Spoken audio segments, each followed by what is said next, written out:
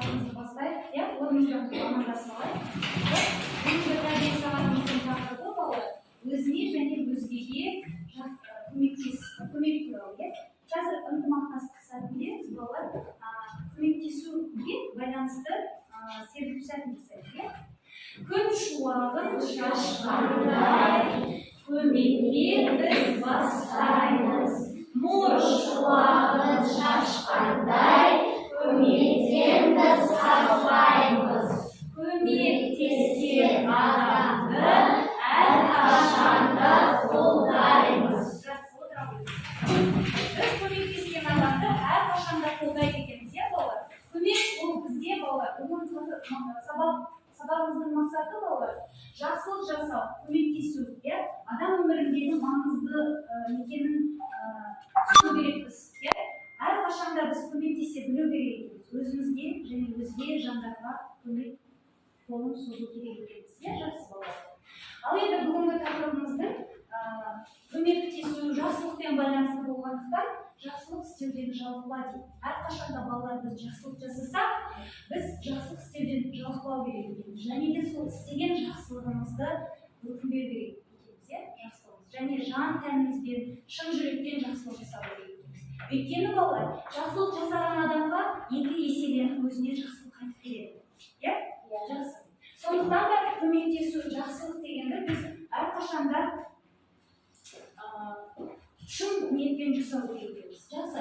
Сіздерге балалар сұрақтар мынандай. Көмек деген сөздің мағынасын қалай түсінесіздер? Қол көтеріп кім біледі жауап береді?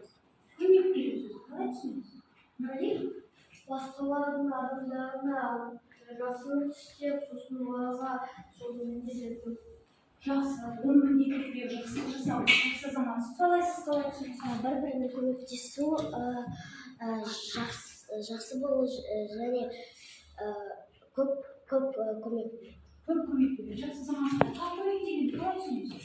Сіз қалай түсінесіз? Жақсылық істесем, ол саған екі жақсылық екі еселеніп қайтады. Жақсы азаматсыздар. Тағы жақсылық деген сымбат, сіз қалай түсінесіз? Жақсылық деген ол біреуге жақсылық істегеннен мера сияқты өзіне жақсылық. Өзіне қайтып оралады деп жақсылық жасау. Азаматсыз өте жақсы. Екінші сұрақ, жақсылық жасау дегеніміз не? Ойлап көріңізші, қалай? Жақсылық жасау ол біреуге жақсылық жасау.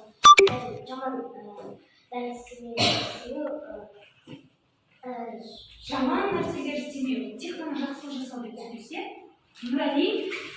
Басқа адамдарға көмек қажет кезінде көмек берсе, ол жақсылық болады. Жақсы. Адамның бойында қандай қасиеттер болады, балалар? Үшінші сұрақ бойынша. Кім жауап береді? Айғаным? Тек қана жақсылық жасау. Тек қана жақсылық жасау. Жақсы қандай қасиеттер болады жақсы адамның бойында? Жақсылық жасау, жаман жасау. Жаман жасамау, жақсы тағы. Қандай қасиеттер болады? Әрдайым жақсы болу, жақсылық істеу, адамгершілік, тағы қандай қасиеттер? Жақсылық жасауды тоқтатпау керек және жамандықты тоқтату керек. Жақсы азамат, жаман нәрселер жасамау керек. Жақсы адамның бойында қасиеттер қамқор бола ма ол басқаға? Қамқорлық болады. Тағы қандай қасиеттер? Айта ғой. Бір-бірден айта ғой. Мейірімді болады, жақсы. Адал болады, жақсы тағы. Өзін ғана ойламайды дейді. Жақсы тағы да. Тағы. Даниял қандай болады?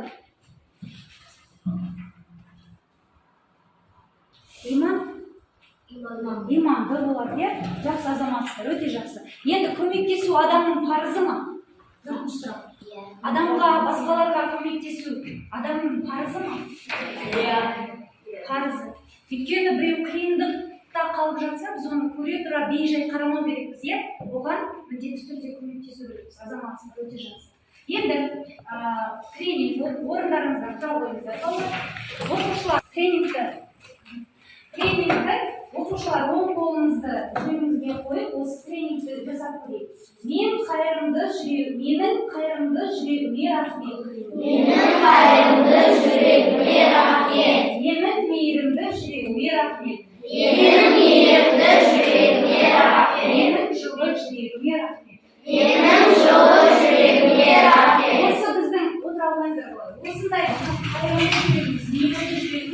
көптеген адамдарға көмектесуге сондайға себеп болады деп ойлаймын.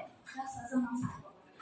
Енді бізде жаңа ақпарат бар. Сіздерге мен жаңа ақпарат айтқым келіп тұр. Жақсылық жасау ол адам үшін адам бойындағы адамшылдық, қайырымдылық, жаңашылдық, мейірімділік сезіммен жылы жүрегі болу керек. Әр адам қолынан келгенше ешкімді де, еш нәрсені де бөліп жармай, бәріне жақсылық жасауға ұмтылу керек. Әлемде барлық адамдар тек қана жақсылық туралы ойлап, жақсылық жасауға ұмтылған болса, әлемде тыныштық, ынтымақ орнайды. Адамдар бақытты өмір сүреді. Яғни біз тек қана жақсылық ойлап, жақсылық жасасақ, барлығы жақсы болады екен. Жақсы, азаматсыздар. Енді біз қазір сіздерге шағын видео туралы балалар. Ол жақсылық туралы болады. Сол видео бойынша, бейне түсірілім бойынша сіздер өз ойларыңызды қортасыздар. Жарайды ма?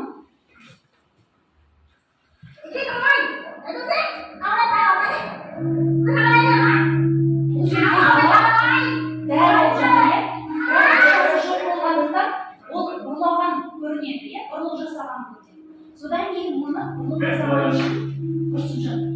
Басы салбырап, бірақ ол жақсылық жасағысы келді.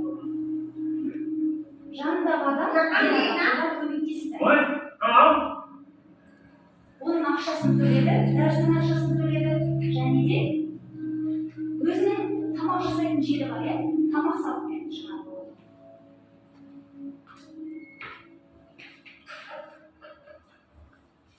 30 жыл өтті дейді.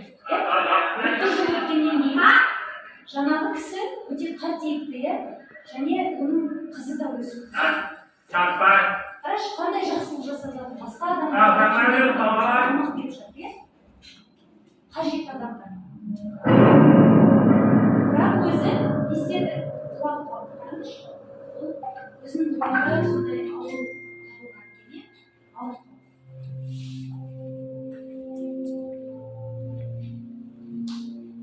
қызына үлкен сомадағы жаңағы оның ота жасауына ақша керек болды, қажет болды. Содан кейін ол жаңағы өздерінің тамақ жасайтын жерін сатып алды. Өйткені отаның ақшасын төлеу керек. Қызы жалғыз өзі не істерін білмейді.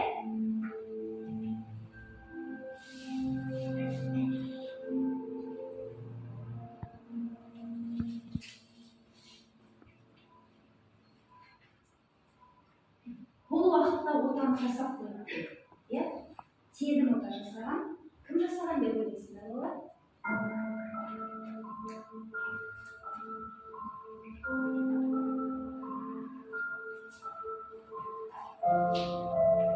Жыл бұрын жаңа балаға көмектескен бала бар еді ғой.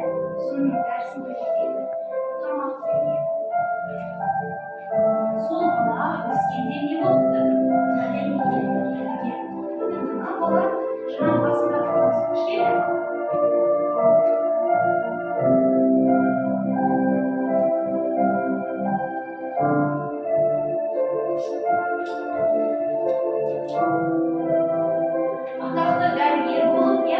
Атақты дәрігер болып, жаңағы 30 жылғы жасаған жақсылығын өзіне 30 жыл өткеннен кейін болса да, өзінің жақсылығы қанша есе бар?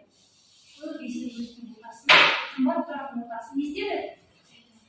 Тегін жасап берді, кейін мына бала өсті. Осы бейне баян бойынша балалар ойларыңды қорытыңдар. Жақсылық жасағаннан ешқашан міндетсінуге болмайды. Дұрыс айтасың, азаматсыз. Сіз қандай ой түйдіңіз? Жақсылық ондай біреуге жақсылық істегеннен кейбірге болмайды. Өйткені сен біреуге жақсылық істегеннен ол да бәрібір қайтады. Бірнеше жыл өткеннен кейін де ол қайтуы мүмкін. Жақсы тағы өзіңді қорқып жасайды. Қане? Құралай? Сен жақсылық жасасаң, сол адамдар жақсылық қайтпаса, басқа адамнан жақсылық қайтады. Дұрыс айтасың, сен жақсылық жасасаң, сол адамнан қайтпаса да, басқа адамнан жақсылық болып қайтады. Жақсы азаматсыздар, өте жақсы балалар. ендеше бізде келесі балалар сұрақ жауабы өткіздік. Енді шығармашылық жұмыс болады. Бізде бірінші топ, екінші топ, үшінші топ бойынша бізде жұмыс жасаймыз. Бірінші топ мейірім тобы, сіздер бірінші қатар сіздер мейірімдік туралы, жақсылық туралы мақал-мәтелдер жазасыздар. Екінші топ, екінші қатар, сіздер жақсылық тобы. Жаңа ғана бейне түсірімде көргендей, жақсылық жасау табиғатқа болсын, қалаға болсын, мемлекетке болсын, адамға болсын, жалпы жақсылық жасау туралы жазасыздар және қорғайсыздар. Постер қорғайсыздар. Үшінші, ол топ, ол жанашыр тобы, сіздер жағдаяттар жасайсыздар. Түсінікті ғой, кез келген жағдаят беріледі, сол жағдаяттар туралы сіздер сөйлейтін боласыздар. Түсінікті ме? Ал енді орындай қойыңыздар, бастай қойыңыздар. Сіздер барлықтарыңыз жинасаңыздар болады. Бізде айтуды ұмытып кеттім балалар, бізде осы жұмыстың басты ережесі бар, уақытты тиімді пайдалану, тыныштық сақтау, сөзді бөлмеу, кезекпен бір-бірімізді тыңдап сөйлеу. Жарай ма? Орындай қойыңыздар. Сіздерден мына бәрін жаздырып, жанына сіздер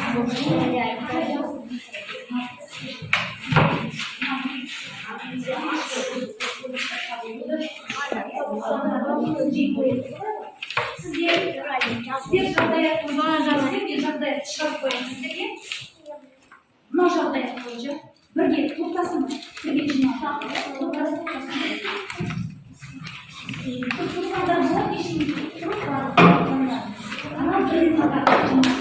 осы жағдаят бойынша кім сөйлейді? Балалар, дәрілерді ойлатпау, ауруларды емдеу, ауруларға ем іздеу. Ол жақсылық жасау, әрқайсының жанына бұл адамдардың көңілін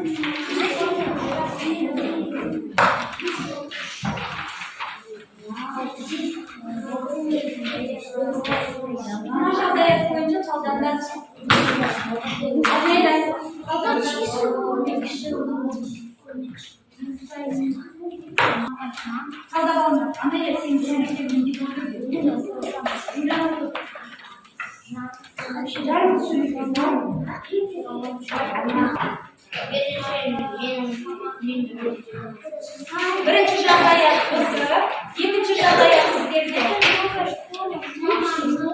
Үшінші топ, сен аулаға роликте бүгер шыққан, ал досының ролигі жоқ. Естейсің осы жағдаят бойынша, және үшінші жағдаят сіздерде анаң ас пісіріп жатыр, алдымен мазасызданып кетті. Осы жағдаятта сіздер не істейсіздер? Болды, балалар, болса жұмысымызды қорғауға шығамыз. Бірінші қатар шыға қойыңыздар. Ал балалар болсаңдар шығамыз, топтық жұмысты қорғаймыз. Шыға қойыңыздар, бірінші топ. Сіздерге жақсылық туралы, жақсы мен жаман туралы мақал-мәтел жазу керек болған. Бастай қойыңыз. Жақсыға шаң жуылмас, жаманға жан жуылмас. Жақсыға шаң жуылмас дейді, жаманға жан жуылмас дейді. Жақсы, келесі. Аят. Жақсыдан үйрен, жаманнан жирен. Жақсыдан үйрен, жаманнан жирен. Жақсы, сіздер жаманның қолына бергенше, жақсының жолына бер. Жақсының жолына бер. Жақсы замансыздар. Отыра қойыңыздар, рахмет. Бұл жақсылық пен жақсы істеу, жамандық туралы мақал-мәтелдер болған. Жақсы замансыздар. Екінші топ шыға қойыңыздар. Бірінші топты бағалап жүрейікші балалар. Шыға балаппен. Жақсы замансыздар. Екінші топ қарағаныңыздар. Ал сіздерге жақсылық жасау туралы постер қорғау керек болған, бастаңыздар. Бастайық. Табиғатты аялау. Жақсы, ол да жақсылыққа жатады, жақсы. Ары қарай. қоқыс тастамау керек. Қоқыс тастамау керек дейді. Жақсы. Дауыстап қойшы. Жаңа дайын ойлап табу. Жақсы. Гүлдерді жумау, ол да жақсы. Жаңа ғимараттар ойлап табу дейді. Ол да елдің демалатын орны ма? Ол да жақсылық жасау, жақсы. Тағы айта ғой. Мектепке көмектесу. Қалай көмектесеміз? Қандай жақсылық жасаймыз мектепке? Гүлдерін азаматсыз, қоқысты тастамаймыз. Отанымызды қорғау. Жақсы. Отанымызды қорғау жақсылыққа жатады ғой, Сымбат не айтасыз? Сымбат не айтасыз?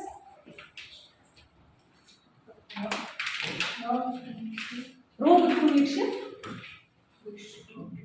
Робот көмекші бізге көмек жасай ма? Ол жақсылық жасай ма бізге? Жақсы. Ал енді тақтада ілініп тұрған жақсылық жасау, отанға байланысты. Не айтасыздар? Қорғап айтыңыздар. Біздің қалаға қандай жақсылық жасаймыз?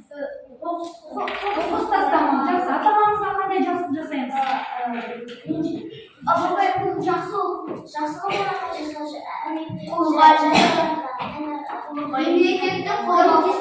Көмектесу, жақсылық жасау, мемлекетті қорғау, жақсы. Табиғатқа қандай жақсылық жасаймыз?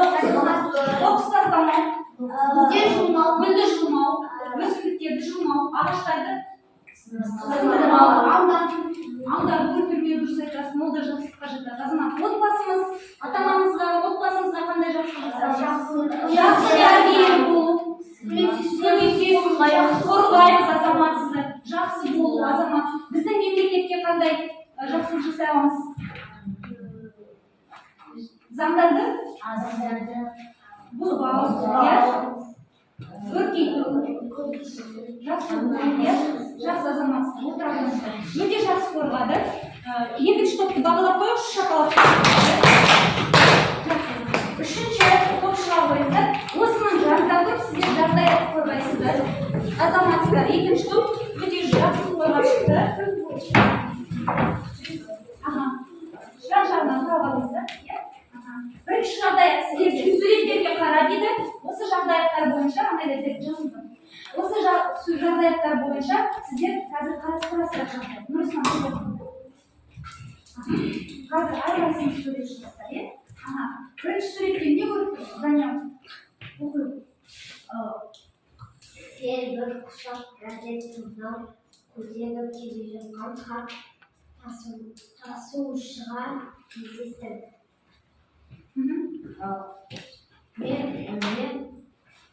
Мен ал көшем, мен не істейсіңдер? Мен көмектесем. Көмектесіп, қолындағы газеттерді аламын. Жақсы. Нұрислам, сіз не істейтініңіз? Мен оған ол кісіге газет тасуға көмектесемін. Жақсы, көмектесемін. Жақсы, екінші жағдай бойынша сіздердің екінші жағдай бар. Анайда оқи ғой. Сен Аллаға роликтерге шықтың. Ал достыңның ролигі жоқ. Сендер не істейсіңдер? Сәтті? Мен досыммен роликпен бересің, бөлісесің, және сенің сонымен роликті теруге үйретемін. Азамат, үйретемін. Сіз өзіңіз досыңыз сондай жағдай болса, не істейсіз? Мен роликтарды беремін да үйретемін. Жақсы, сезім? Мен роликті бөлісемін. Жақсы, азамат, өте жақсы. Үшінші жағдай бойынша оқи қойыңыз.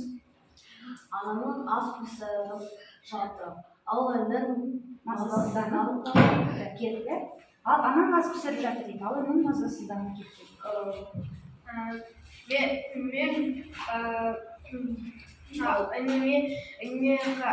қараймын. Анамды